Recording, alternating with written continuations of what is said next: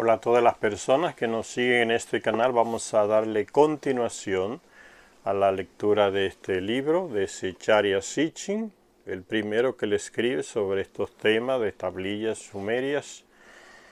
Y estamos leyendo el 12º planeta.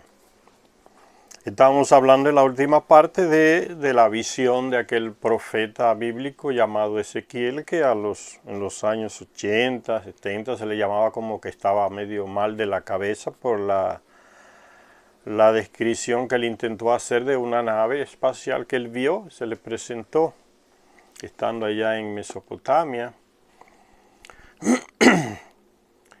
Y que hoy ya con los avances que tenemos sabemos ya que eso era una nave espacial que estaba viendo de estos señores llamados Anunnaki que llegaron aquí y le engañaron a los terrestres diciéndole que eran los dioses. Tenían esa tecnología. Y sigue diciendo entonces que en algunos estudios recientes sobre esta descripción bíblica que hace Ezequiel de lo que es una nave espacial,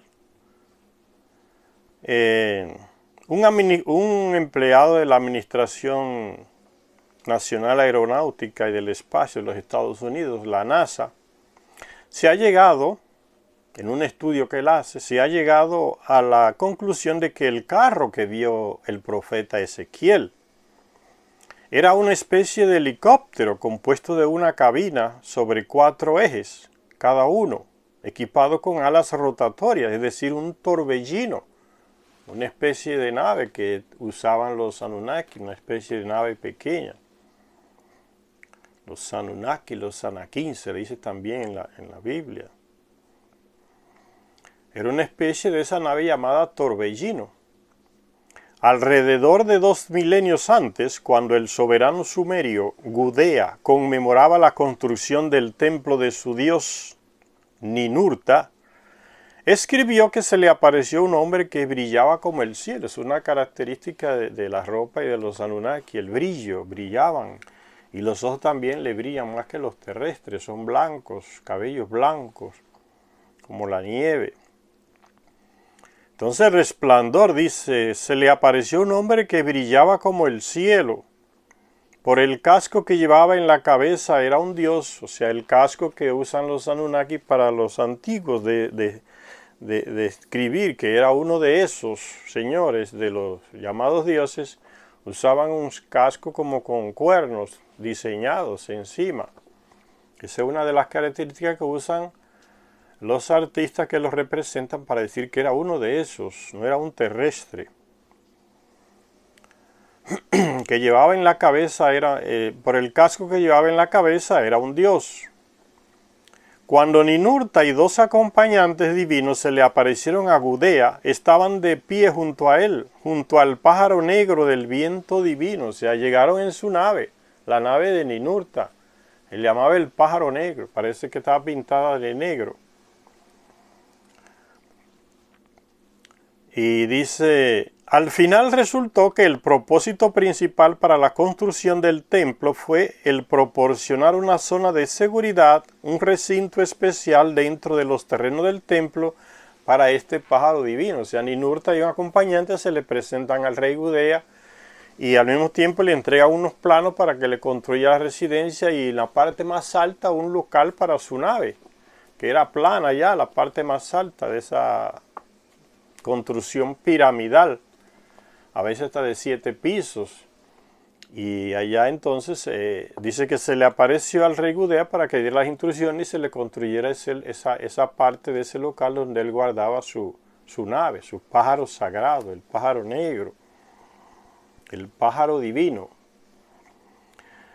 Son simplemente nombres para designar esa nave de ese Anunnaki. Tenían naves para desplazarse de un lugar a otro. Gudea relató que para la construcción de este recinto se necesitaron enormes vigas y gigantescas piedras traídas de muy lejos. Esa tecnología la tenían los Anunnaki. Con armas de fuerza, dicen algunos textos sumerios. Las armas de fuerza, que parece que le quitaban el peso a las enormes piedras y a la vez usaban como rayos rayos especiales, rayos láser para diseñarlas y llevarlas a grandes distancias. O sea que parece que le quitaban el peso, la gravedad, como se dice. Tenían ese tipo de instrumentos, armas de fuerza, se dice.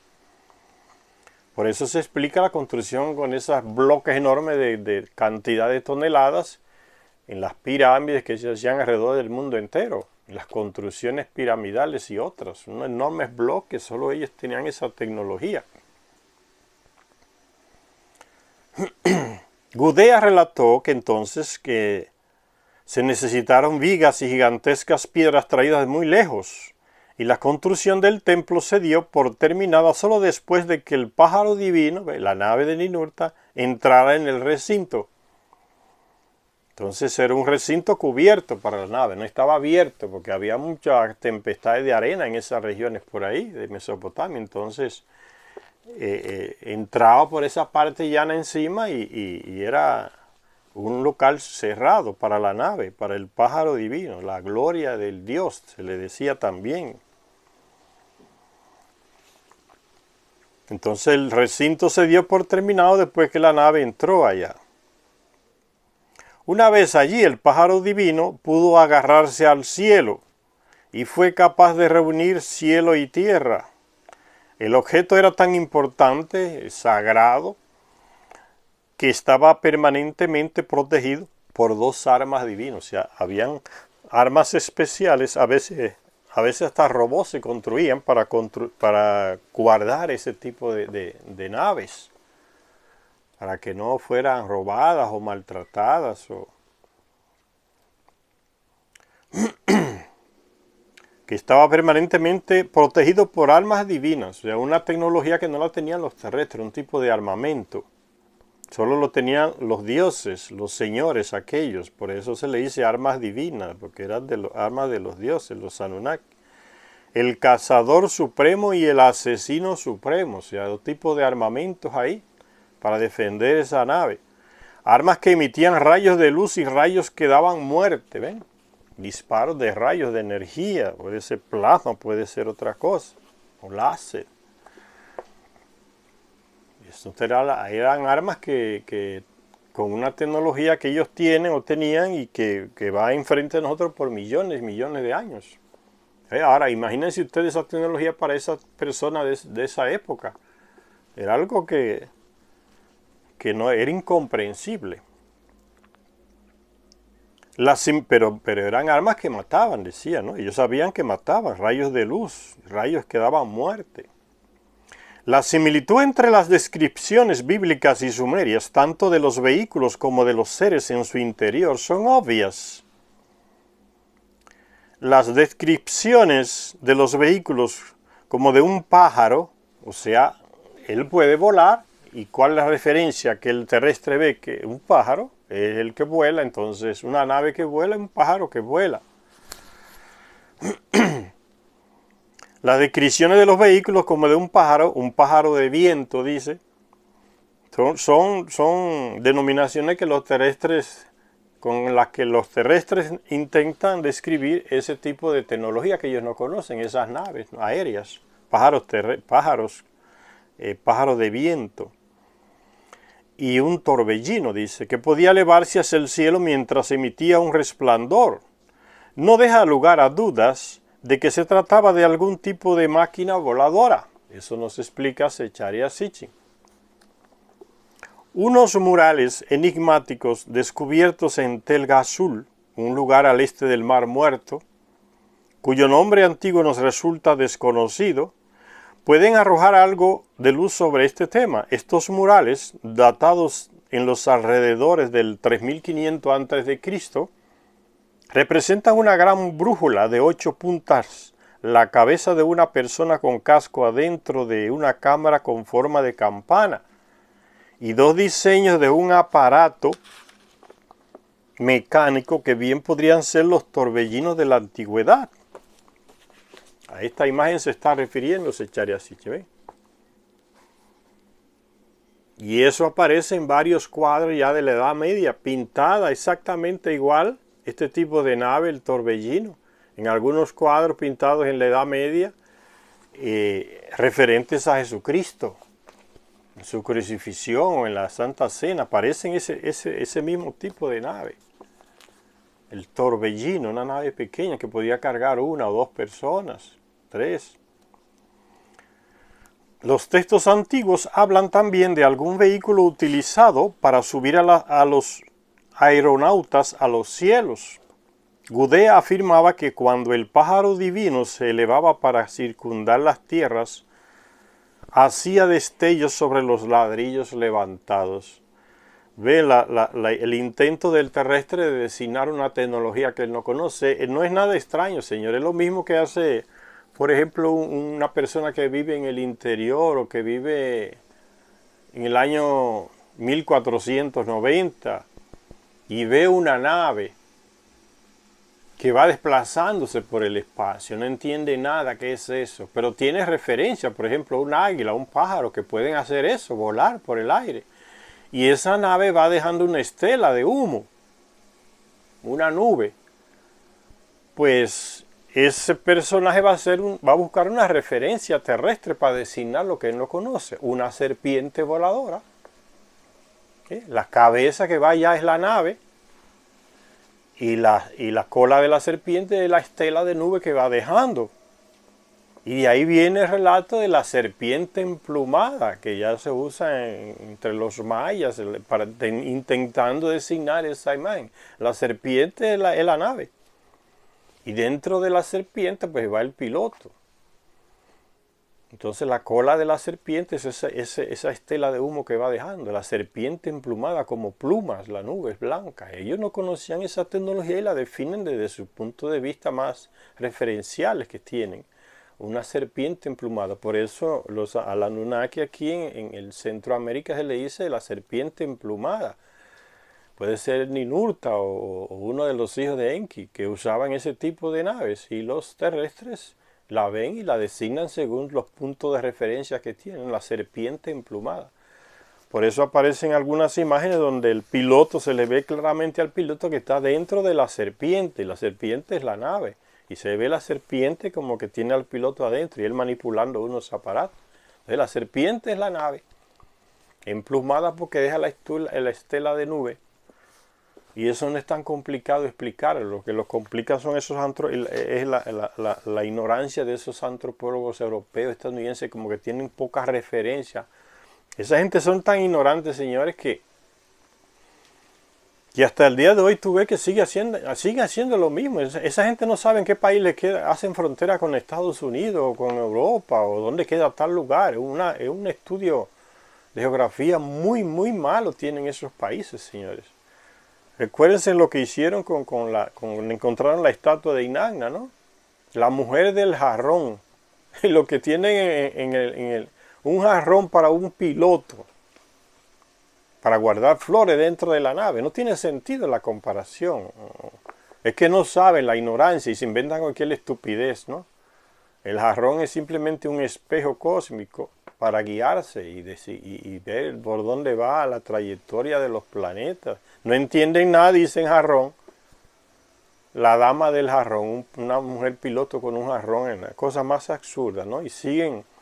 Entonces el ser humano siempre hace esfuerzo de intentar explicar lo que él no entiende, ¿no? La serpiente emplumada, el pájaro divino, el pájaro de fuego, la gloria divina. Todos esos son nombres de intentos de designar un aparato, una máquina que ellos no conocen y que ven que vuela y lanza fuego, tiene unos motores potentes que levantan tormentas de polvo. No le entienden, intentan explicarlo desde su punto de vista, ¿no? Y sigue diciendo los textos sumerios. Dice, Gudea afirmaba que cuando el pájaro divino se elevaba para circundar las tierras, hacía destellos sobre los ladrillos levantados. El recinto protegido era descrito como Munadaturtur, lugar de descanso de piedra fuerte del M.U. Urukagina, que gobernó en Lagash, es otro nombre de otro rey. Entonces había un recinto protegido hecho de ladrillos, que era la construcción que los Anunnaki le enseñaron a los terrestres a construir con ladrillos y después con piedras. donde estaba guardada la nave, como un garaje diríamos hoy, para la nave aérea.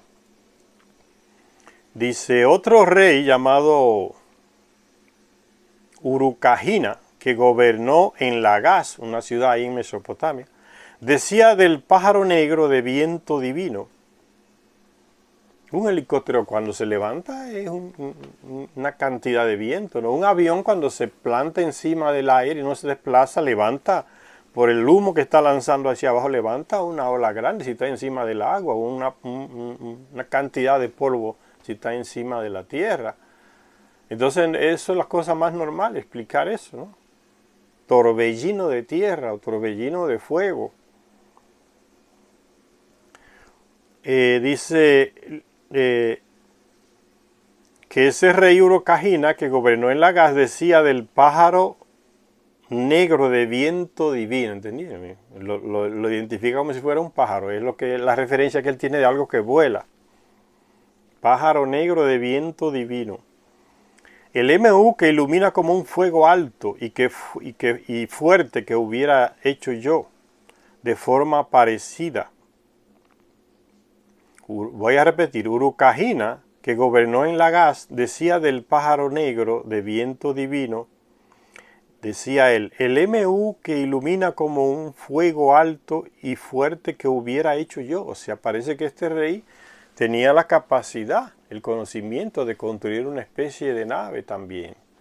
Porque a muchos le decíamos anteriormente que a esa élite que vivía en la residencia del Anunnaki, del Dios, como se dice, los terrestres le llamaban templo, y ahí había una élite que de ahí se sacaban los reyes, los sumos sacerdotes, las mujeres para los Anunnakis, que no tenían otra mujer Anunnaki, sacaban de ese grupo ahí al cual se le había transmitido una especie de conocimiento que no se le transmitía al pueblo común, en todos los niveles, a nivel de construcción, de astronomía, de arquitectura, se le transmitían muchos conocimientos a los reyes y a los sumos sacerdotes, que era esa clase escogida por los Anunnaki a la cual se le transmitían esos conocimientos exclusivos. Y dice que el rey Urukagina dice aquí que hubiera hecho yo, o sea, él tenía la capacidad de poder construir una de esas naves, tenía los conocimientos. Y de forma parecida, otro rey llamado Lu-Utu, que gobernó en Umma en el tercer milenio antes de Cristo, construyó un lugar para un MU, una especie de nave, que sale en un fuego para el dios Utu. Dice, él construyó como el garaje, diríamos hoy, para la nave de ese Anunnaki llamado Utu, en el lugar señalado del interior de su templo, o sea, en el lugar de la residencia del Anunnaki. Ahí tenía, ya le dijimos entonces, un espacio reservado como garaje de su nave. En el interior de la residencia, que los terrestres le llaman de templo. ¿Ustedes ven qué diferencia hay entre Dios de esos que llamaban Dios y templo? No tiene nada que ver con lo que es templo hoy, que tienen las iglesias, no tienen unas cosas con otras. Hay que sacarse esa imagen de templo, de iglesia que tenemos hoy, para entender cuando se habla de templo en estos textos. Hay que sacarse la imagen que tenemos de sacerdote o sumo sacerdote hoy para entender lo que era un sumo sacerdote en estos tiempos de la civilización antigua sumeria. Entonces, hasta que uno no se limpie esas imágenes de templos y de dioses y de cosas divinas, no entiende estos textos, porque una cosa no tiene que ver con la otra. Sumo sacerdote, uno de los principales servidores de la residencia del Anunnaki. Templo, la residencia del Anunnaki. Tenían cientos de servidores en su residencia templo, y de ahí salían los reyes, salían los sumos sacerdotes, salían las sacerdotisas, salían mujeres para el servicio sexual del Anunnaki, para la satisfacción sexual de ella. A veces salía la mujer del rey de ahí, de esa élite que vivía en la residencia del Anunnaki, llamado de templo. Por eso se hablaba también de la prostitución sagrada, porque eran mujeres que vivían ahí, de esa élite también, y de los Anunnaki la usaban también para satisfacerse sexualmente, y ellas las veían como un servicio a ese dios, prostituirse, o sea, entregarse a ellos. Y a veces incluso muchos de ellos, y de ella, porque Inanna también lo instaló, un centro de prostitución sagrado. O sea, ella llevaba hombres ahí que le servían a ella sexualmente, se satisfacía, hacía lo mismo que hacía uno de ellos, varones. Satisfacerse sexualmente con los terrestres que tenían a su disposición en sus templos, residencias. De otra manera, otro rey que se llamaba Lu-Utu, de forma parecida, que gobernó en Umma en el tercer milenio antes de Cristo, construyó un lugar para un Mu, que sale en un fuego, una especie de nave, para el dios Utu, en el lugar señalado del interior de su templo. Se le dijo, mira, en tal lugar de mi templo, residencia, me va a construir ese local aquí para mi nave. Eso es lo que está queriendo decir. El rey babilonio Nabucodonosor, segundo, en sus anotaciones sobre la reconstrucción que hizo del recinto sagrado de Marduk, Nabu era el hijo de Marduk, una terrestre, y era adorado como si fuese un dios también. Y por eso se le honra con el nombre de algunos reyes, Nabucodonosor I, Nabucodonosor II, tienen el nombre de Nabu al inicio. Dice que en sus anotaciones sobre la reconstrucción que hizo del recinto sagrado de Marduk, decía que dentro de los muros fortificados hechos de ladrillo cocido y reluciente mármol ónice, levanté la cabeza del barco Isyehul. El barco es la nave del Anunnaki que está ahí, de Marduk. El carro principesco de Marduk. Dice, levanté la cabeza del barco Isyehul, el carro principesco de Marduk. La cabeza será como la parte de encima de la nave de Marduk. Si es una especie de cohete que se usa hoy para lanzar satélites, pues entonces la parte de encima donde lleva el piloto allá. dice, levanté la cabeza del barco Isyehul, el carro principesco de Marduk, el barco Satmuku, cuya llegada se observa, el viajero supremo entre cielo y tierra, en medio del pabellón que yo construí, apantallando sus costados. Está hablando del garaje de la nave que él construyó, del garaje que él construyó para la nave de Marduk cuando llegaba y que se veía cuando llegaba. La veía el pueblo cuando llegaba la nave. Y sigue diciendo, Isyehul, el primer epíteto empleado para describir a este viajero supremo, o carro de Marduk, significa literalmente alto, hasta el cielo, brillante en la noche. Los ovnis que se ven en las ciudades de noche brillan, entonces está hablando de eso, una cosa que hoy para lo que ya hace tanta gente que ve ovni ya lo ve brillando en la noche, ya sabe que se refiere a eso. Ya no es tan complicado identificar esta tecnología de miles de años atrás. Ya no se identifican con pájaros divinos o con carros de fuego. Ahora se identifican como ovnis, que se ven constantemente, tienen luz propia, ¿no? Iluminan en la oscuridad, como si fuera el día. Dice, brillante en la noche, y otra palabra llamada Satmuku, el segundo epíteto utilizado para describir al vehículo, sin duda un barco, dice Sichara Sitchin, o sea, una nave, resguardado en un pabellón especial, significa el brillante MU, que es para ir lejos, la nave para viajar lejos, el MU para viajar lejos. El que hubiera un MU, un objeto cónico con la parte superior ovalada, instalado de verdad en el interior del recinto sagrado de los templos de los grandes dioses del cielo y de la tierra, el garaje donde está la nave, es algo que afortunadamente se puede demostrar. Ahí, en una antigua moneda encontrada en Biblos, una ciudad que hoy pertenece al Líbano, la bíblica Jebal, Biblos, en la costa mediterránea del actual Líbano, se representa el gran templo de Istar en una moneda. Aunque aquí se muestra con la apariencia que tenía en el primer milenio antes de Cristo, los requisitos existentes para que los templos se construyeran y reconstruyeran en el mismo lugar, y según el plan original, hacen que lo que veamos ahora sean los elementos básicos del templo original de 7 biblos, diseñado milenios atrás en una moneda. Aquí está la imagen. Y se ve parte de la nave de encima ahí, en el garaje, en el recinto sagrado, en el templo, en la residencia del Anunnaki. Eso es una moneda. Ahí aparece entonces cómo eran construidos esos lugares.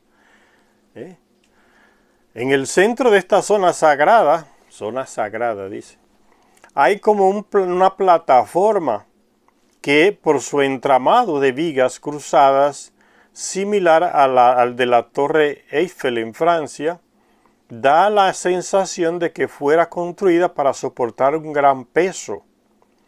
Y de pie sobre la plataforma se encuentra el objeto de toda esta seguridad y protección. Un objeto que solo puede ser un MU. Aquí está. Este objeto puede ser solo una parte de una nave, en una plataforma aquí, dentro del recinto sagrado. ¿Y con qué lo comparamos hoy? Usted compra un carro y le hace un garaje en su casa. Una parte de su casa es el garaje del carro. Es simplemente eso, señores. No tiene nada de complicado entender esto. Como la mayoría de las palabras monosilábicas sumerias, MU tenía un significado principal. En el caso de MU, el significado era aquello que se eleva recto, la nave. Entre sus 30 y tantos matices se incluyen los significados de altura, fuego, todo relacionado con la nave, mandato, período contado, así como en tiempos posteriores aquello por lo cual se le recuerda a uno. Si desde las estilizaciones asirias y babilonias del signo escrito de MU nos remontamos hasta sus pictografías originales sumerias, nos encontramos con la siguiente evidencia gráfica de esa nave, como un tipo de cohete, cómo va cambiando signos que representan esa nave. Aquí está.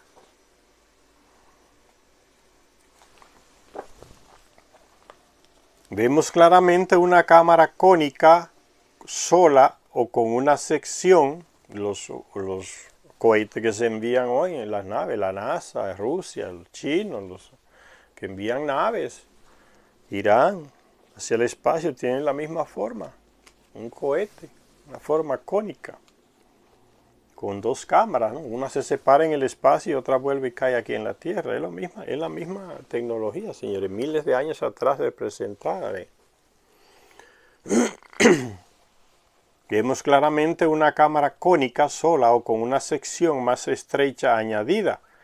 Desde una cámara en el cielo dorada te vigilaré, le prometía Inanna a un rey asirio. Desde una cámara en el cielo dorada te vigilaré.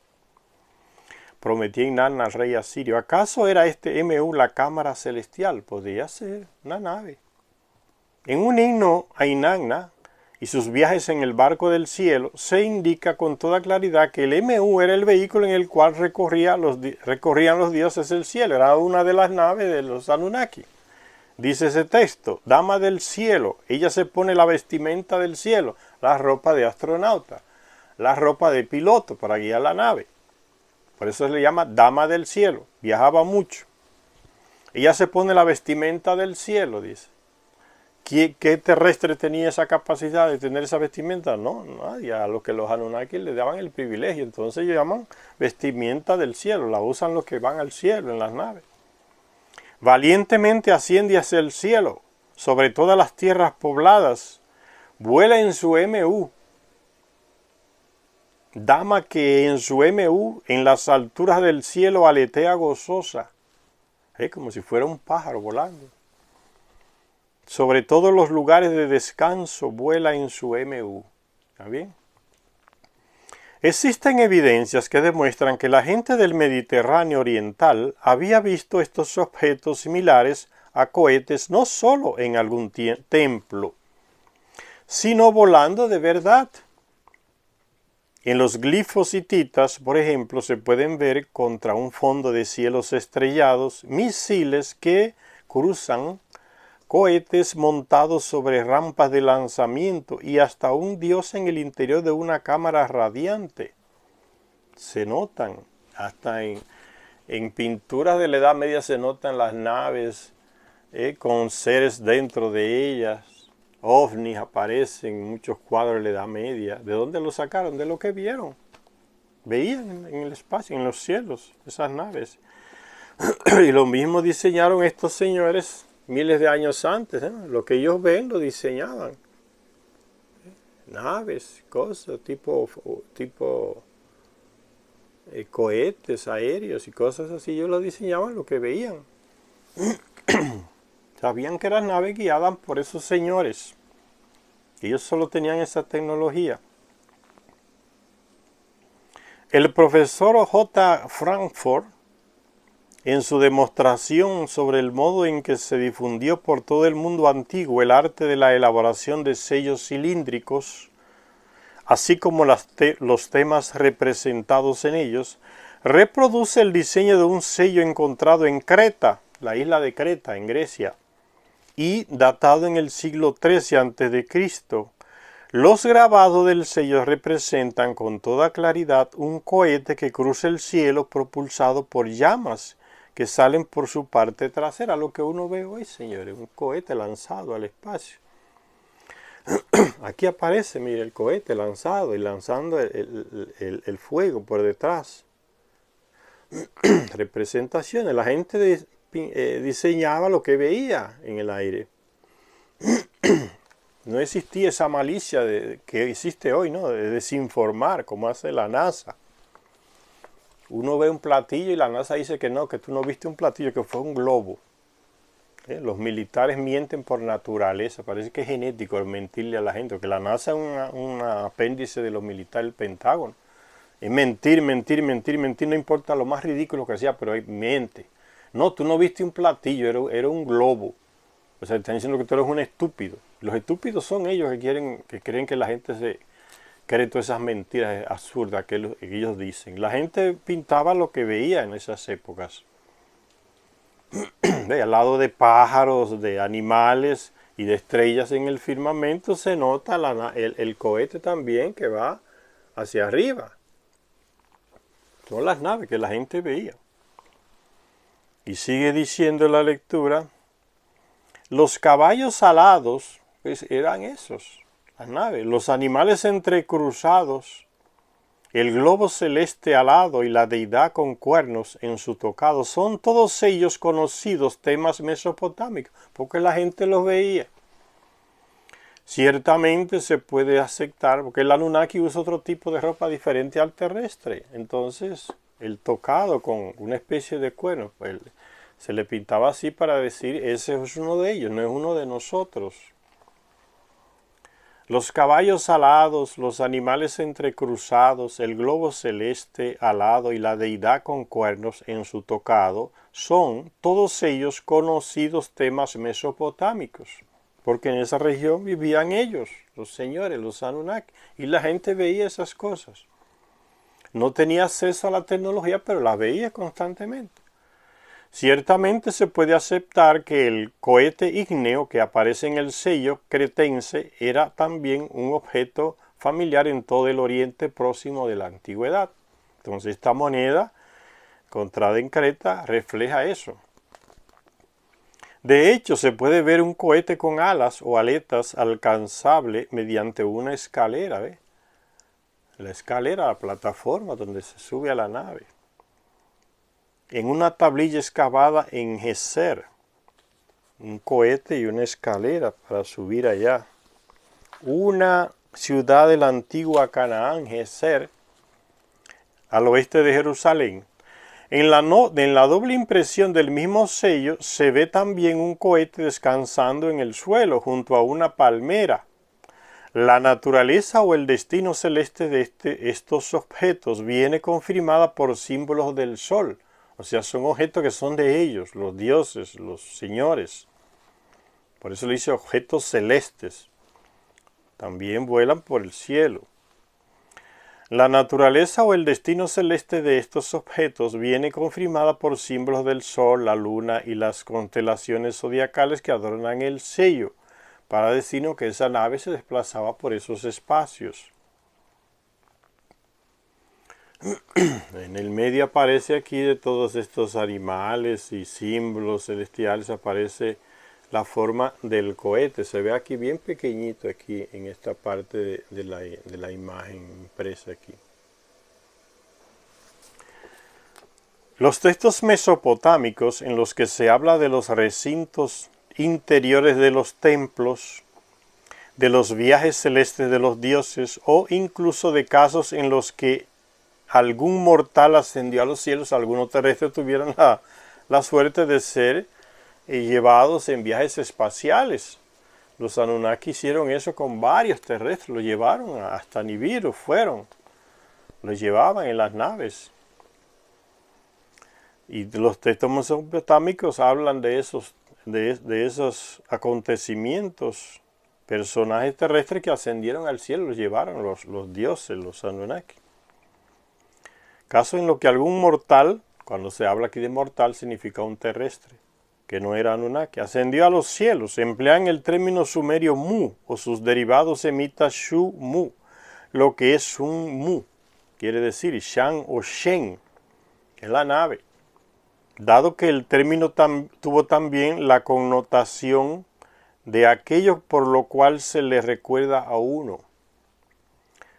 Al final se le ha dado el significado de nombre, pero, dice Zecharia Sitchin, la aplicación universal del nombre a los textos más primitivos en los que se habla de un objeto utilizado para volar ha oscurecido el verdadero significado de los registros antiguos. Cuando se habla que me quiero hacer un nombre, se refería, más que decir que significaba el nombre, se refería a un MU, un objeto volador. Por eso le dicen nombre, pero no era, el significado no debería ser nombre, dice Zecharia Sitchin, sino el Mu, el objeto que vuela, un Shan, un Shen. Así, un escritor llamado G.A. Barton estableció la incuestionada traducción de la inscripción del templo de Gudea, diciendo que su MU abrazará las tierras. Entonces era una nave que lanza fuego, ¿no? En un himno a Iskur en el que se ensalza su MU, que despide rayos que podían alcanzar las alturas del cielo. Entonces un rayo lanzado hacia arriba, va lejos. Se traduce a sí mismo como tu nombre es radiante, alcanza el cenit del cielo. Sin embargo, teniendo la sensación de que MU o Shen puede identificar a un objeto y no a un nombre, algunos estudiosos han tratado este término como un sufijo fenómeno gramatical que no requiere traducción y han optado por ignorarlo completamente. ¿Ven la burrada de los expertos y los estudiosos, como dice Zecharia Sitchin? No lo entienden y lo ignoran. Entonces nos perdemos de esa información. Por esos burros interpretando esos textos. No entienden y le ponen un nombre estúpido, lo que hace que desinforman. No es demasiado difícil localizar la etimología del término y la ruta por la cual la cámara celeste asumió el significado de nombre. A una cámara celeste lo traduce como si fuera el nombre, y no se refería a nombre, era una cámara celeste, el MU. En muchos, dice, se han encontrado esculturas en las que se muestra a un dios dentro de una cámara con forma de cohete, como en este objeto antiquísimo, ahora en posesión del museo de ¿quién? De Estados Unidos, ahí está de nuevo. ¿Quiénes son los museos que se roban las cosas? En posesión del Museo de la Universidad de Filadelfia, donde la naturaleza celeste de la cámara viene confirmada por los 12 globos que la decoran. Aquí está. Los 12 globos que decoran esta cámara celeste. ¿Está aquí, ven? Contando esos 12 globos alrededor. Está hablando entonces de una cámara celeste, de una nave espacial. Una nave aérea. La cámara viene confirmada por los 12 globos que la decoran. Los 12 planetas. En muchos sellos se representa del mismo modo a un Dios, a veces dos, dentro de estas cámaras divinas. En la mayoría de los casos, estos dioses en el interior de sus óvalos sagrados eran representados como objeto de veneración. Un dios dentro de su nave, de su cámara celeste, ¿ves? Era objeto de adoración por la ignorancia de los terrestres. Es lo mismo que pasa en las religiones, señores. No hay reliquia que la gente va a matarse adorándola a las iglesias. Este es un clavo de la cruz de Cristo. Ahí va un montón de gente haciendo fila anualmente a ponerle la mano y a besarla, a reverenciarla. Un pedazo de un clavo. Imagínese usted. Otro que es un pedazo del diente de San Fulano. Es lo mismo, la reliquia. Van a adorarla como si fuera la persona o la cruz misma de Cristo. Y eso hacían antiguamente, ¿no? Reliquias que iban a ser adoradas. La nave del Dios. Iban a adorar la nave en el templo, en la residencia. Hacerle reverencia a la nave. Lo mismo que sucede en las religiones, señores. Fíjense la ignorancia en la que nos meten las religiones. Y esperar milagros de esa, pues si le pone la mano a esa parte de la nave del Dios o a esa reliquia de la cruz de Cristo de un clavo, le pone la mano, algún milagro puede suceder.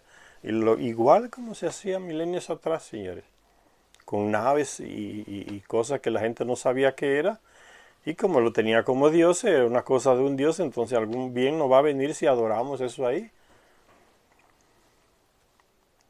En muchos sellos se representa del mismo modo a un Dios, a veces dos, dentro de estas cámaras divinas.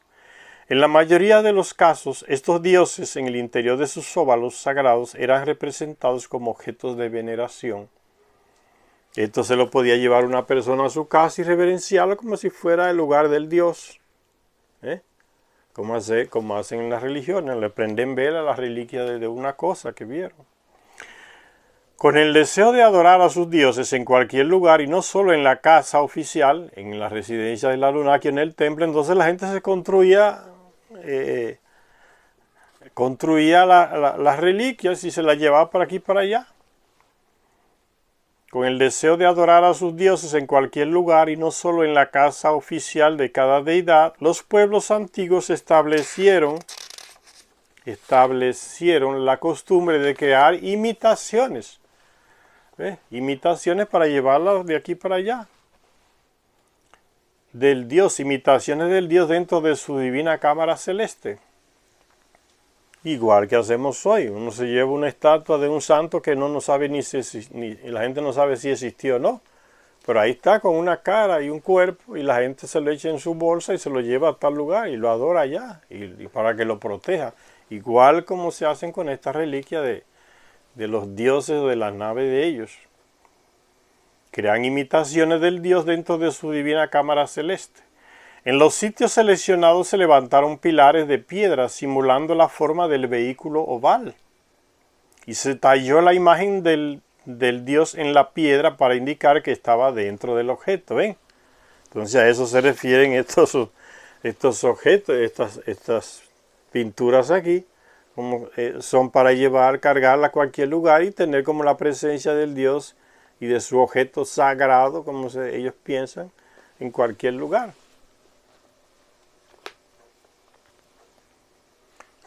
Y sigue diciendo entonces que los terrestres crearon esa costumbre, ¿no? de crear imitaciones manuales del Dios dentro de su cámara celeste, dentro de su nave.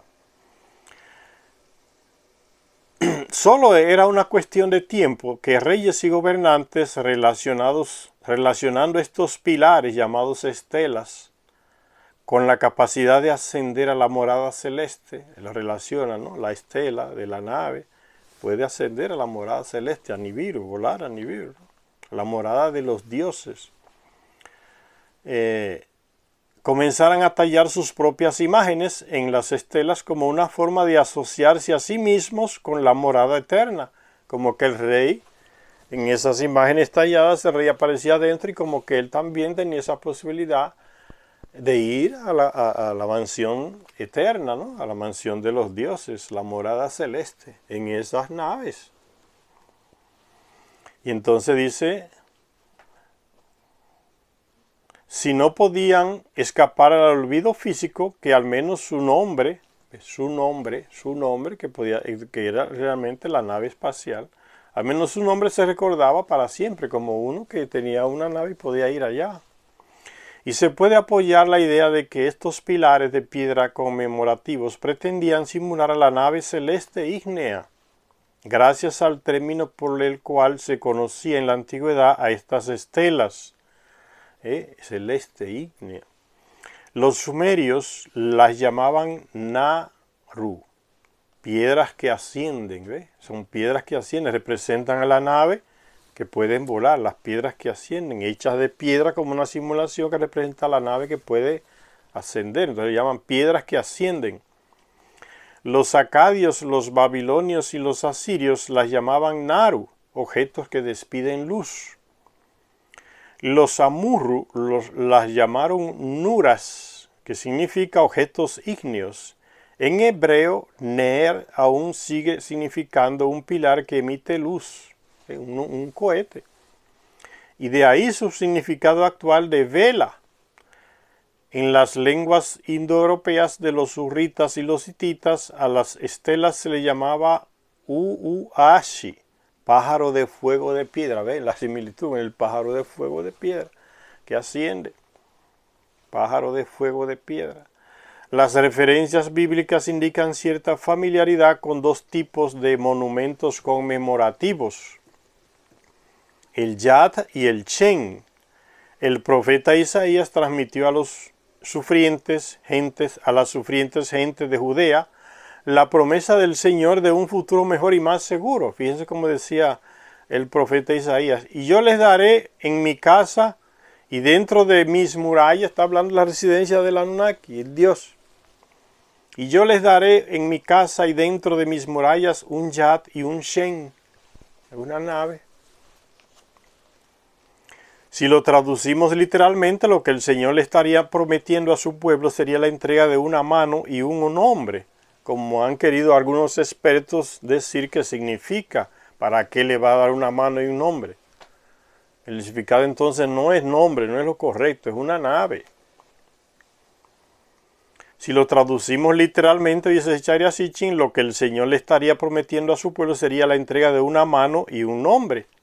Afortunadamente, sin embargo, dice Charya Sitchin, de los antiguos monumentos que reciben el nombre de Yad y que todavía están en pie en Tierra Santa, en esa región ahí de Oriente Medio, Palestina, sabemos que se les distinguía por tener la cúspide con forma piramidal.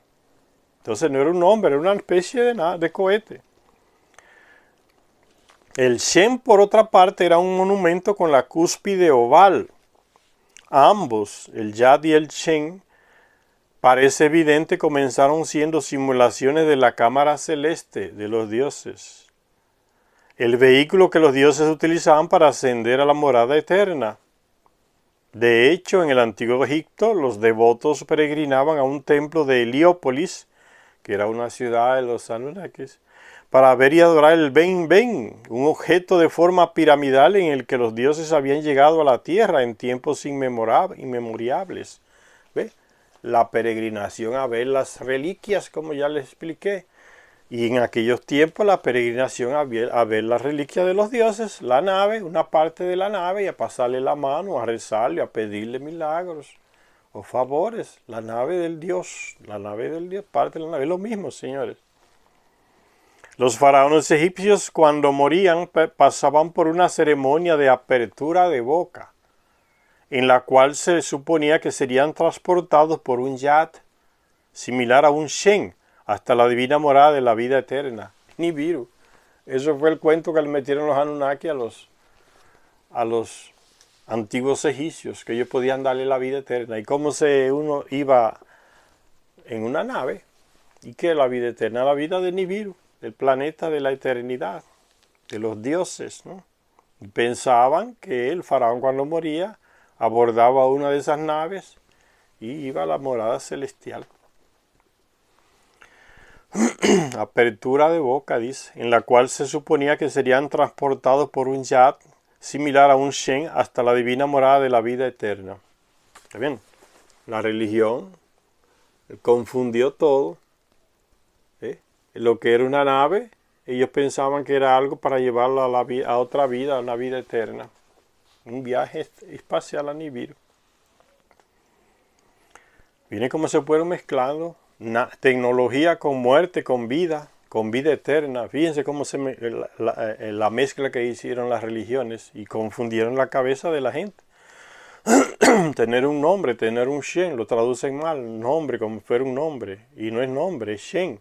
¿Y qué es un Shen? La parte de una nave cónica, un cohete para ascender, y que el alma del muerto podía ascender hacia la vida eterna. Se confundió todo. Miren qué mezcla tan extraña se hizo, ¿no?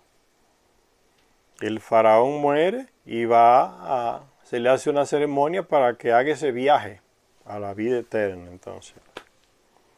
¿Y en qué? En una nave espacial. ¿Dónde se vio eso? Nave espacial llevan a la vida eterna, señores. Al planeta Nibiru.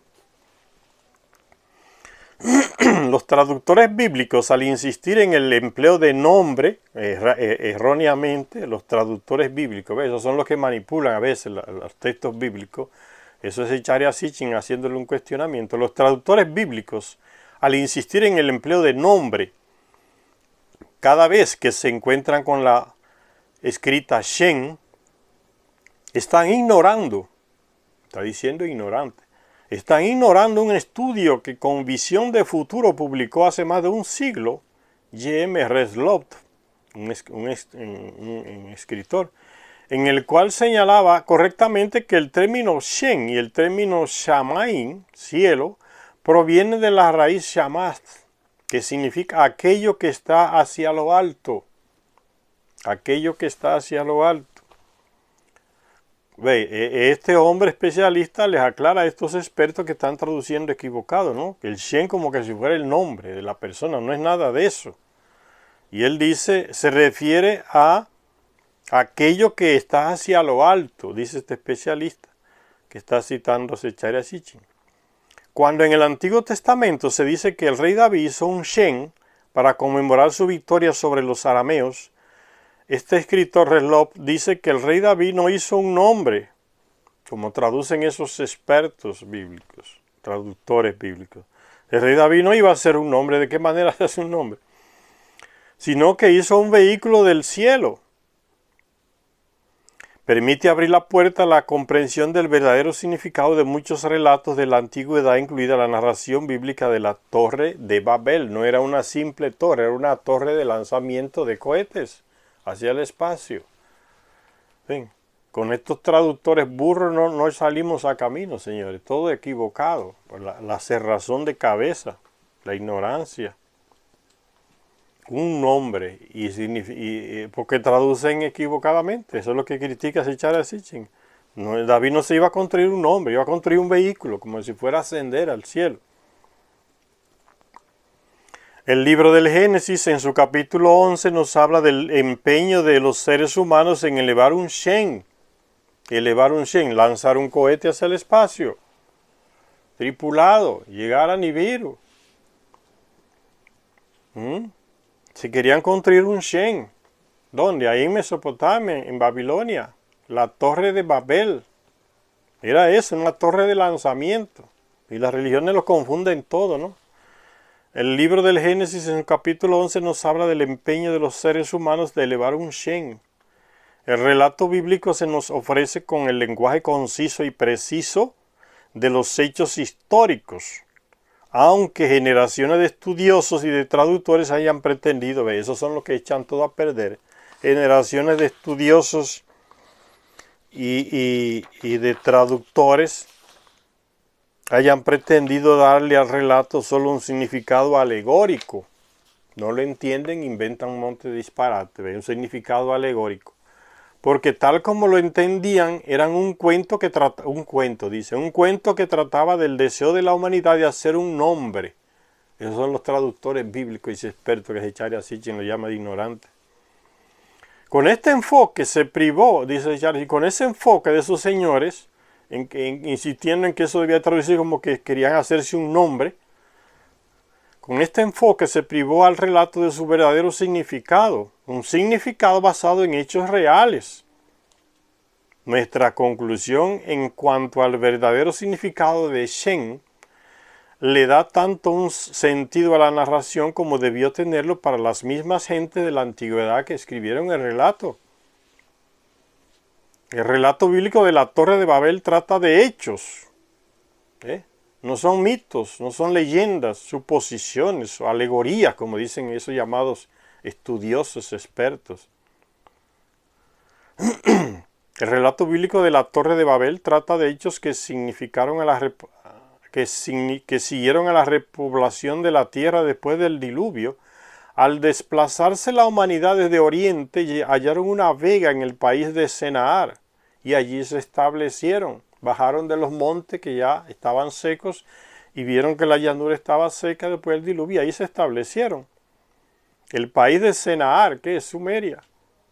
Y el país de Senaar es, como ya vimos, la tierra de Sumer, en la vega que hay entre los dos ríos del sur de Mesopotamia. Y la gente ya entendía en cuanto al arte de la elaboración de ladrillos y en el de la construcción de una civilización urbana.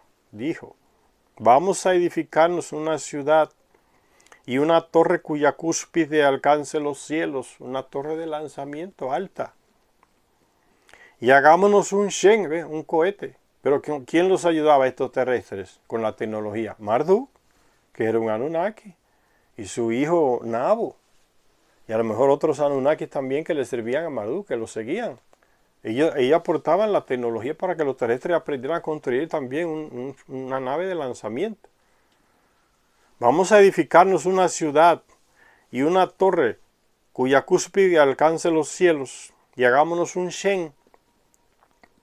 Y los estudiosos burros dicen que hagámonos un nombre. ¿Para qué un nombre? No tiene sentido el texto entonces si se traducen como nombre. Y hagámonos un Shen, por si nos desperdigamos por toda la faz de la tierra. Pero los planes de estos humanos no eran del agrado de Dios. ¿Quién es Dios? Enlil, que mandó a destruir la torre de lanzamiento. Destruyan todo. Si no van a llegar a Nibiru, si lo dejamos que construyan eso, van a alcanzar lo que nosotros alcanzamos. Y el Señor bajó, dice, la mandó una nave que bajó y lanzó, atacó y destruyó, para ver la ciudad y la torre que los hijos de Adán habían erigido. Y dijo: he aquí que todos son un pueblo con un mismo lenguaje. Y esto es solo el comienzo de sus empresas. Ahora nada de cuanto se propongan les será imposible hacer.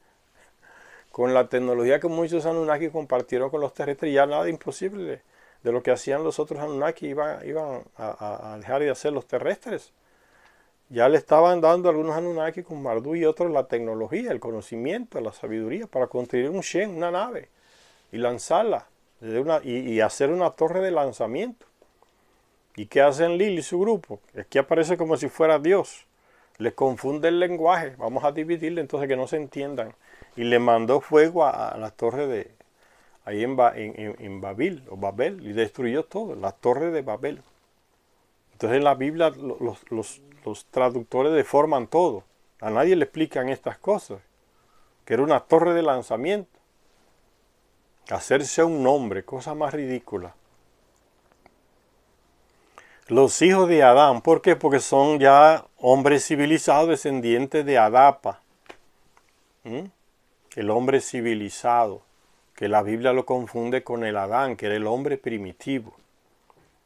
Esos traductores hacen un desastre en la Biblia. Y el Señor dijo a algunos colegas a los que el Antiguo Testamento no nombra, ¿para qué va a consultar Dios con otros? Si fuera ese Dios monoteísta que dice las tres grandes religiones que tenemos hoy, el judaísmo, el islam y el catolicismo. Si es Dios todopoderoso y no sé qué, ¿por qué va a consultar con otros? Simplemente son los Anunnaki, es Enlil consultando con sus hijos para lanzar el ataque y destruir la torre de lanzamiento que estaban construyendo Marduk y sus seguidores terrestres, los hijos de Adán, como dice. Y el Señor dijo a algunos colegas a los que el Antiguo Testamento no nombra, es trabajo de los traductores escondiendo las cosas. Vea pues, bajemos, y una vez allí confundamos su lenguaje. Bajemos. Ahí vuelve otra vez, ven, no pueden ocultar que no se trata de un Dios monoteísta, Ahí vuelve a aparecer el plural, como aquella vez, hagamos al hombre a nuestra imagen. Aquí dice, bajemos también. Están viendo cómo en los textos antiguos se cuela el original, que los manipuladores religiosos no han podido eliminar. Aquí dice, mire, bajemos, es plural.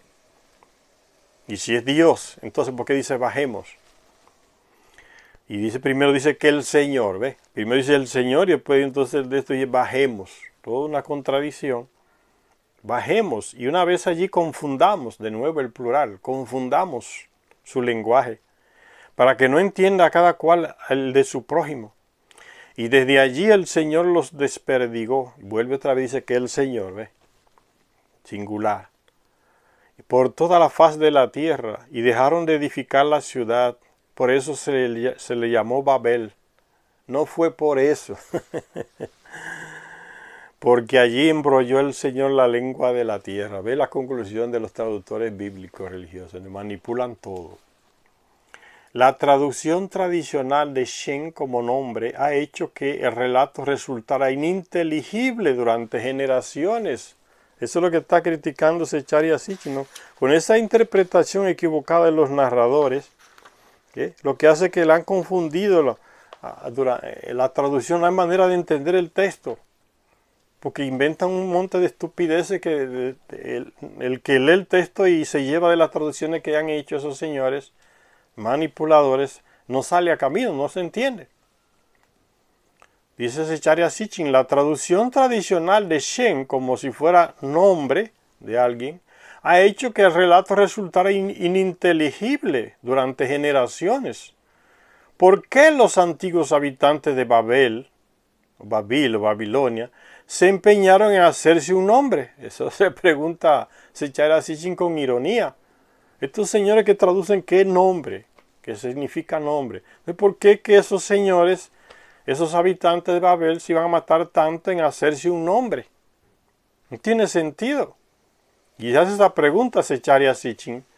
¿Por qué había que poner el nombre sobre una torre cuya cúspide alcance los cielos? No ven como siguiendo esa traducción de esos manipuladores eclesiásticos de las religiones, no se sale a camino con el texto, no hay manera de entenderlo. Un nombre, ¿para qué iban a colocar un nombre en una torre altísima que llegara hasta el cielo? No tiene sentido un nombre, colocarlo.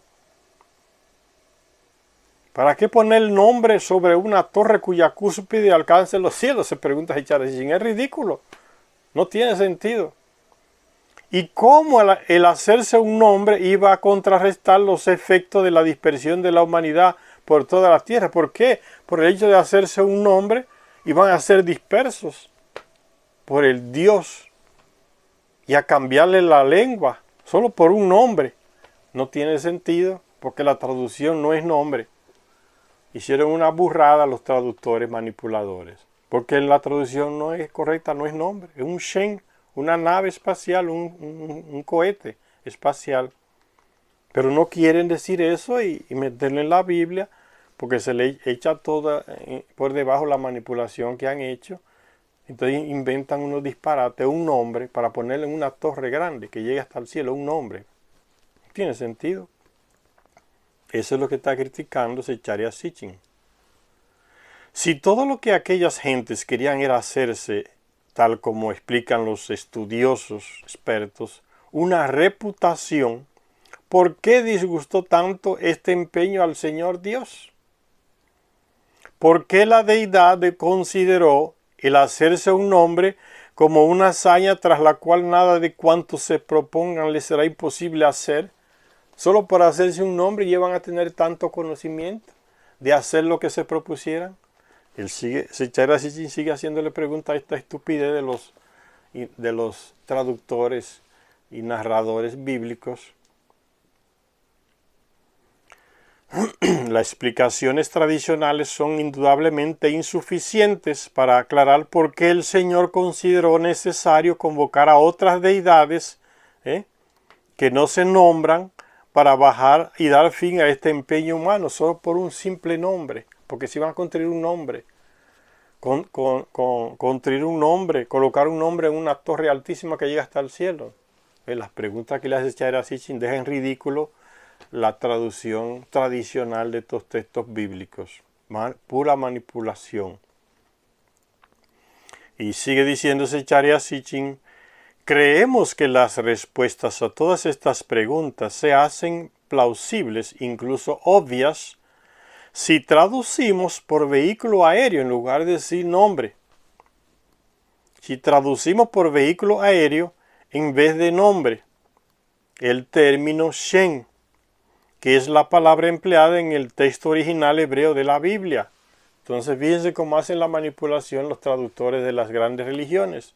Lo que es Shen, que es nave espacial, la ponen como nombre, porque si colocan nave espacial, imagínense, se les echa a perder la manipulación. Nave espacial, entonces Dios no era el que tenemos, el que le hemos metido a la cabeza, se nos va a echar todo a perder la manipulación. Entonces, ¿qué Dios es ese que predicamos tanto y ahora resulta que era una nave espacial? Prefieren mantener la ignorancia de ellos y de los que creen en esas traducciones y deformar y prefieren que nadie le encuentre sentido al texto y a veces que ni se lea en las lecturas que se hacen en los templos, en las iglesias. No se leen, porque no hay manera de explicar, no hay ningún padrecito de eso ni pastor que consiga explicar estos textos con la traducción que aparecen en sus Biblias. Construirse un nombre. Si siguen leyendo van a caer en una explicación que no tiene sentido, porque no es la traducción correcta. Por eso a veces ni leen esos textos en las iglesias, para no complicarse la vida si aparece alguien cuestionando. Pura manipulación religiosa. Entonces dice Charia Sitchin: creemos que las respuestas a todas estas preguntas se hacen plausibles, incluso obvias, si traducimos por vehículo aéreo en vez de nombre. Vehículo aéreo, en lugar de decir qué nombre. El término Shen, que es la palabra, dice Charia Sitchin, que es experto en hebreo antiguo. Charia Sitchin es un experto en hebreo antiguo, sabe leer los textos antiguos en hebreo. Entonces no es una persona que está inventando cositas. Él sabe cuál es el significado en el hebreo antiguo de esa palabra, que no es nombre. Por eso él está criticando a esos traductores tradicionales de la Biblia, que manipulan la traducción para adecuarla a sus objetivos, que es mantener la ignorancia a través de la religión. Dice Shen, que es la palabra empleada en el texto original hebreo de la Biblia. Y a ese texto original que hace referencia siempre es Charia Sitchin, porque él sabe leer ese texto original en hebreo. Que Shen, que es la palabra empleada en el texto original hebreo de la Biblia. De este modo, el relato trataría de la preocupación de los seres humanos por no perder el contacto entre ellos a medida que las gentes se fueran esparciendo por la tierra. Con una nave espacial podían desplazarse y comunicarse más fácil los terrestres que se iban expandiendo por diferentes lugares del planeta. Con naves espaciales, imitando a los dioses que iban en sus naves espaciales y visitaban cualquier lugar de la Tierra. Los terrestres quieren hacer lo mismo. Vamos a construirnos un Shen, una nave que podamos también desplazarnos y visitar a los que emigraron de aquí, se fueron a otro lugar y nunca más tuvimos contacto con ellos. Bien, ven cómo le da sentido entonces al texto. De este modo el relato trataría de la preocupación de los terrestres por no perder el contacto entre ellos a medida que las gentes se fueran esparciendo por la tierra. Ven el significado tan distinto de los traductores de la Biblia. Construirse un nombre, ¿para qué? Por esto decidieron construir un vehículo aéreo en lugar de un nombre y levantar una torre de lanzamiento para el vehículo, es lo más normal. Con el fin de poder volar también ellos, como la diosa Ishtar, por ejemplo, en un MU sobre todas las tierras pobladas. El terrestre queriendo imitar la tecnología de los Anunnaki, ayudados por otros Anunnaki. Construiremos también un Shen. No es lo que hicimos, no es lo que están haciendo los terrestres hoy. Lo que hace la NASA, lo que hacen los rusos, lo que hacen los japoneses, lo que hacen los chinos, los iranianos. Mandar naves, ya la construyen. Ese objetivo se consigue hoy ya, porque ya no hay Dios que impida eso. El terrestre lo consiguió y ya mandó naves a otro planeta. Se consiguió lo que en la Torre de Babel no se pudo conseguir porque había un grupo que se oponía a eso y tenía las armas para destruir el proyecto y lo destruyeron. Hoy no. Una parte del texto babilonio, conocido como la epopeya de la creación, cuenta que la primera puerta de los dioses, la construyeron en Babilonia los mismos dioses. Puerta de los dioses, el espacio puerto por donde lanzaban las naves hacia Nibiru. Ellos fueron los primeros que hicieron eso, cuando llegaron aquí, un espacio puerto para sus naves. Espacio puerto, puerta de los dioses. Las construyeron en Babilonia los mismos dioses. A los Anunnaki, los dioses de base, se les ordenó: construyan la puerta de los dioses, que se elabore su enladrillado. Su Shen estará en el lugar designado. Un enladrillado, con columnas enormes de piedras bien colocadas para el aterrizaje y para el ascenso. Las naves de los Anunnaki, señores. La puerta de los dioses, el espacio puerto. Durante 2 años los Anunnaki trabajaron sin descanso, aplicaron la herramienta, moldearon ladrillos, hasta que elevaron a las alturas la cúspide de Shahila, levantando la torre de lanzamiento, con los materiales que encontraron aquí. Shahí, la casa de los grandes dioses, los templos, las residencias, y construyeron la torre de la plataforma tan alta como el alto cielo. Para un terrestre mirar hacia arriba, aquella torre enorme, como la vemos hoy, una torre donde se coloca la nave que va a salir hacia el espacio, imagina cómo la veían aquellos miles de años atrás, que no entendían nada de aquella tecnología. Dice, hubo cierto descaro por parte de la humanidad al establecer su propia torre de lanzamiento en un lugar utilizado originalmente por los dioses para este propósito. Entonces, ¿qué era lo que hacían los terrestres? Intentaban utilizar las plataformas que los dioses habían construido para sus lanzamientos.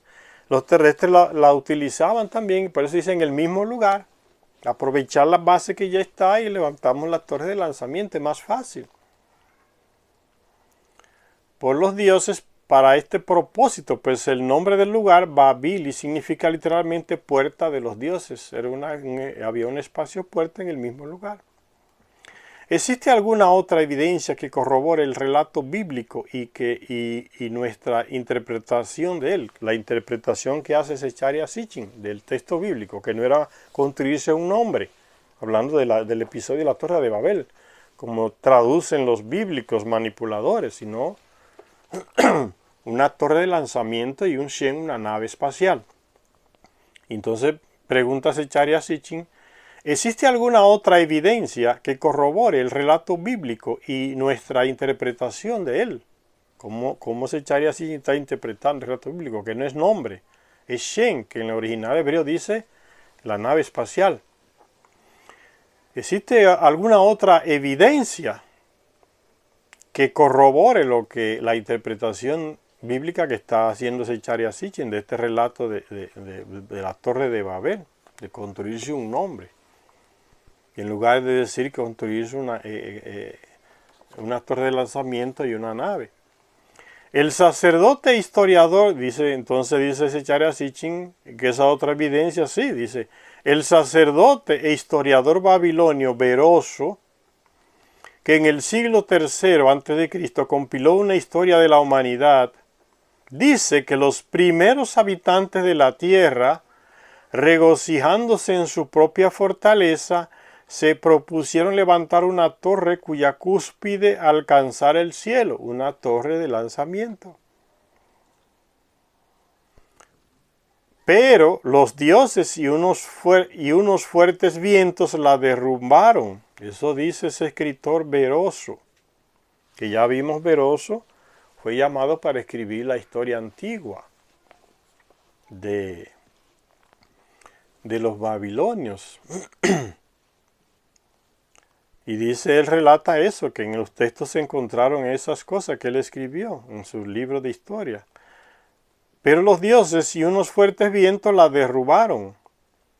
Y los dioses introdujeron una gran diversidad de lenguas entre los hombres, que hasta aquel entonces hablaban todos el mismo lenguaje. Eso dice ese escritor. Aquí no habla, Beroso no habla de nombre. ¿Le ven? No se habla de nombre. Dice levantar una torre cúspide que alcanzara el cielo. No dice que era un nombre.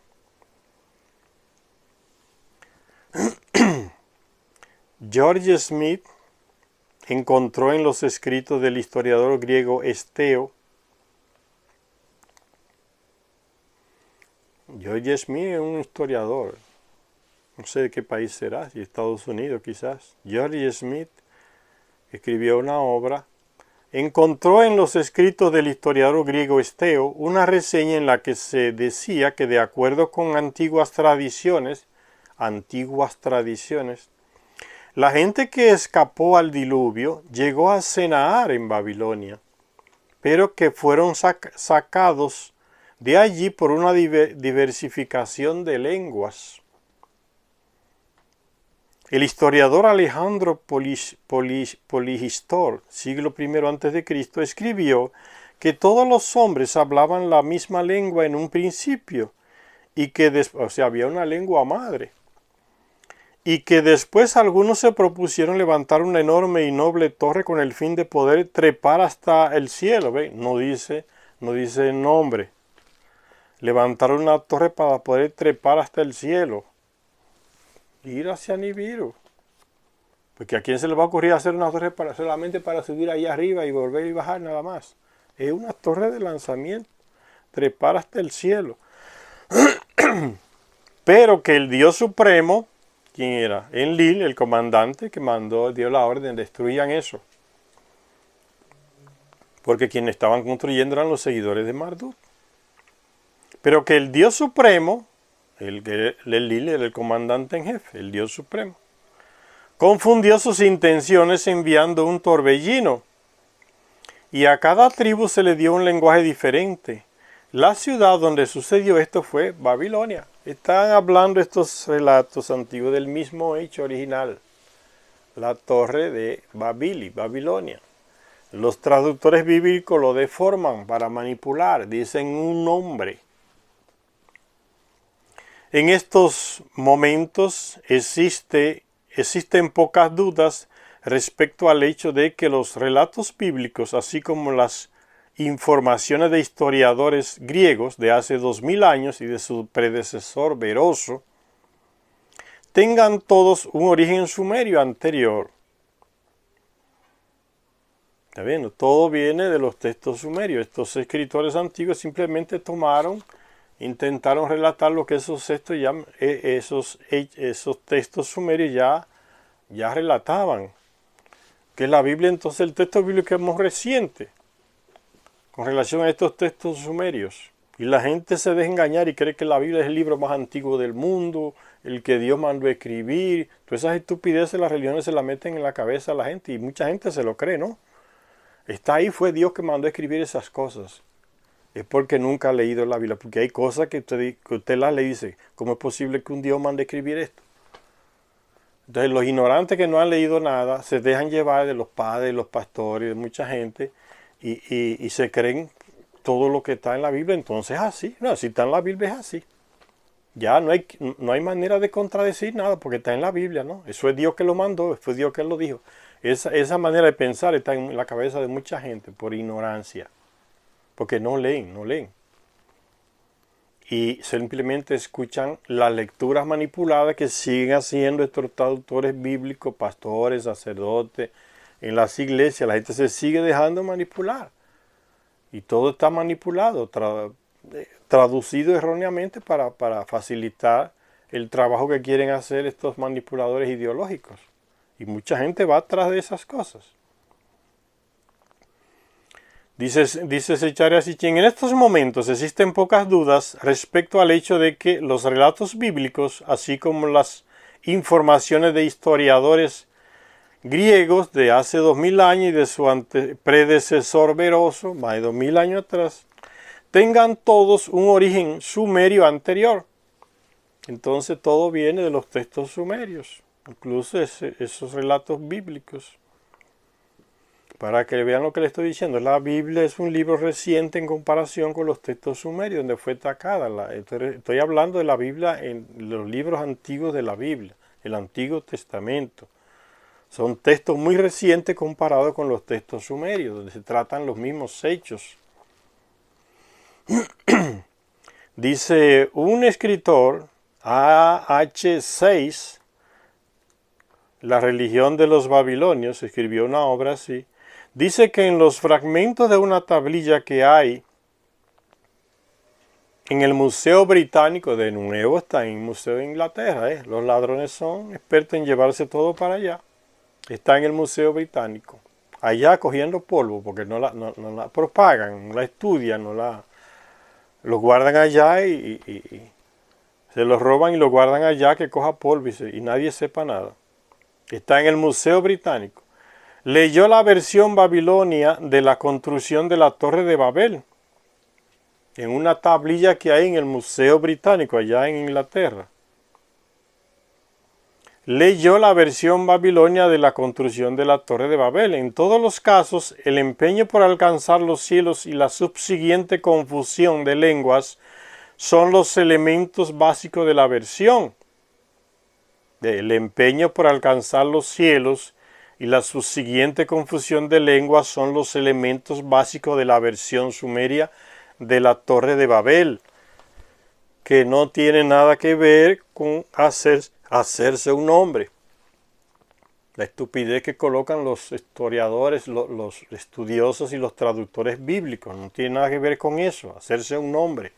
Este hombre tuvo acceso a esa tablilla que está en el Museo Británico todavía, y él tradujo y dice él mismo, este escritor, A.H. Seyss, La religión de los babilonios, dice que estudió allá en el Museo Británico la tablilla donde se habla del relato de la Torre de Babel y que nada tiene que ver con nombre, sino con el empeño por alcanzar los cielos y la subsiguiente confusión de lenguas. Existen otros textos sumerios que registran la deliberada confusión de la lengua del hombre a cargo de un dios airado. Entonces las lenguas distintas salieron de un plano, de Enlil. Los Anunnaki tienen esa capacidad de enseñarle lenguas. Dice que en Enki se creó varios lenguajes y se los dio a varios pueblos diferentes. Son los Anunnaki, millones de años avanzados de nosotros, pueden crear lenguajes distintos, lenguas distintas, idiomas distintos, y eso lo hicieron. Y Enlil lo usó como una manera, una táctica para dividir a los seguidores de Marduk, que no se entendieran entre ellos, y le dificultó la unidad. Pero al día de hoy ya se dio un paso al frente, porque los terrestres han logrado construir naves que van al cielo, se han construido el Shen, se han construido la torre de lanzamiento, se han construido el portal de los dioses, el espacio puerto para lanzar las naves. Todo sucedió. Enlil se fue y Marduk se quedó ahí. Los terrestres consiguieron cosas que se le estaba impidiendo por manos de Marduk, el dios que mandó destruir la torre de Babel. Ese dios airado, Enlil. Existen otros textos sumerios que registran la deliberada confusión de la lengua del hombre a cargo de un dios airado.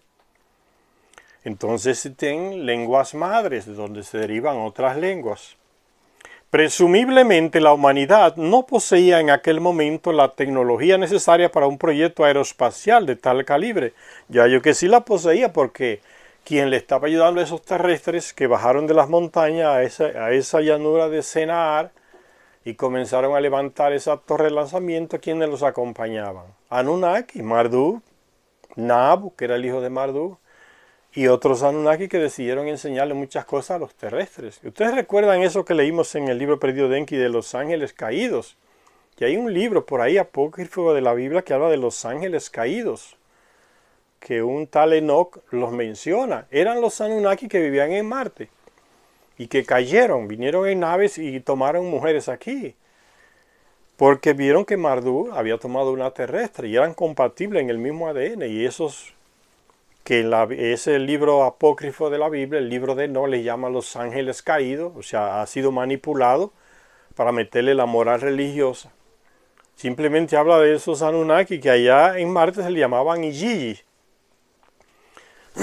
y a los que vivían aquí en la Tierra se le llama Anunnaki, son los mismos gente de Nibiru.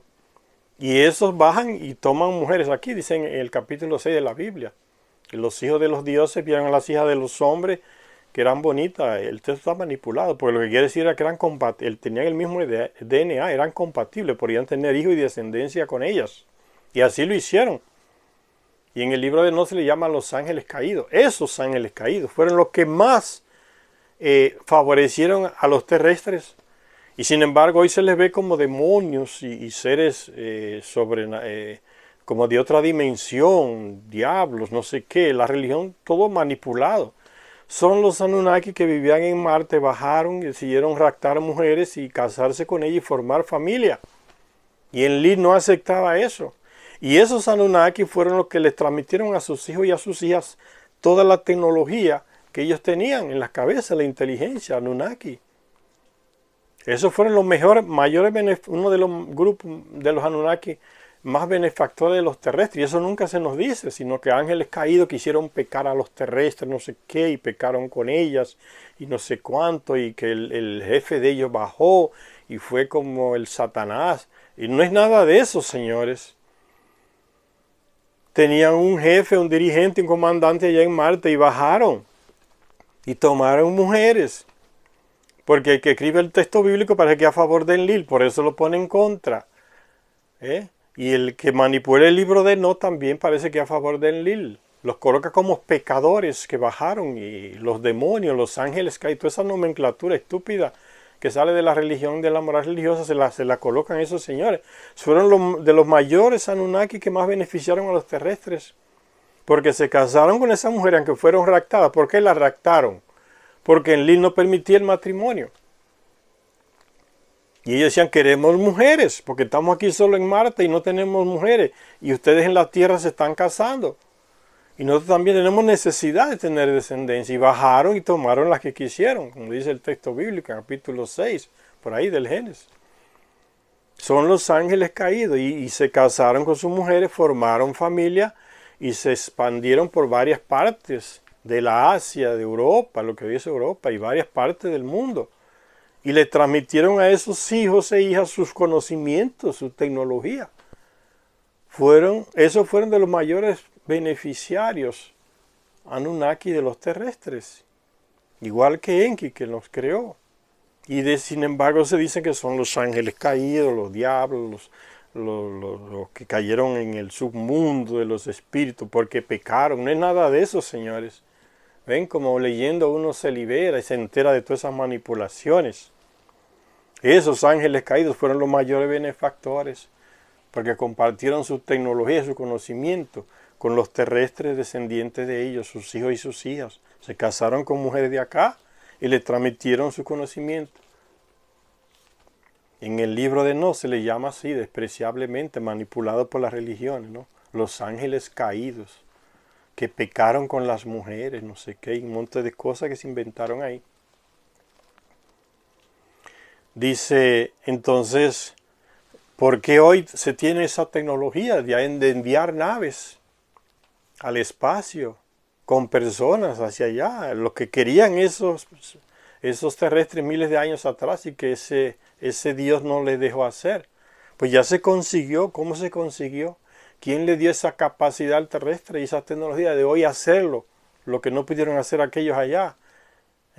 Y hacerlo y libremente y seguir avanzando. Entonces hay Anunnaki que se dedicaron a compartir la tecnología con los terrestres.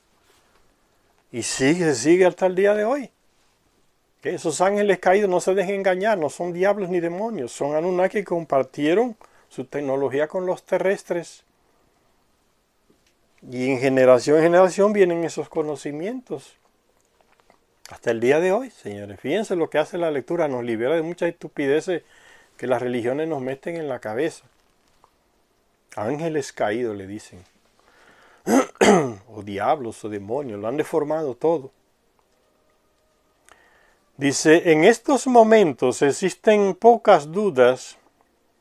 Hablábamos de ese hombre que fue y leyó las tablillas ya en el museo en Inglaterra, en ese museo británico, y vio que no había nada que tenga que ver con nombre, como hicieron los traductores bíblicos. Eso no tiene nada que ver con nombre, ni construirse un nombre. Es simplemente el empeño de alcanzar los cielos y la subsiguiente confusión de las lenguas. Eso es lo que está en el texto original, las tablillas. No habla nada de nombre. Eso es echar a Sitchin colocando ejemplos para justificar la posición de él, que no era nombre, era Shen, era una nave aérea.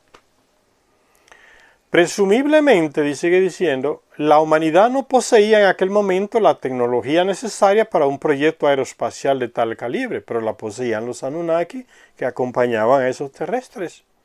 Por eso el Dios va y lo destruye, porque él ve la posibilidad de que lo consigan, porque hay Anunnaki acompañando a los terrestres. Y dice Zecharia Sitchin aquí, ¿hubo algún Dios que desafiara a los demás ayudando a la humanidad? Claro, eso es lo que le estoy explicando. Marduk y su grupo estaban ahí, y muchos de esos ángeles caídos que dice en el libro de No, que eran Anunnaki que seguían a Marduk, que se casaron con terrestres y le transmitieron sus conocimientos, su tecnología. Esa gente estaba con Marduk ahí, en las llanuras también. Crearon sus familias con esas mujeres que raptaron, porque no lo dejaron casarse con ellas, las raptaron y crearon sus familiares. Y les transmitieron a sus hijas ese conocimiento de ellos. Por eso dice aquí Zecharia Sitchin, ¿hubo algún Dios que desafiara a los demás ayudando a la humanidad? Esos fueron los llamados ángeles caídos. En un sello sumerio se muestra una confrontación armada entre dioses, aparentemente por la construcción humana de una torre plataforma.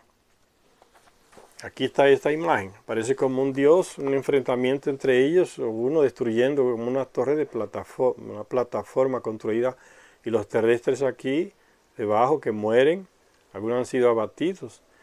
Esa es una imagen que Zecharia coloca como para justificar la posición que le está dando. Parece como los terrestres intentando construir la torre y unos dioses destruyéndosela.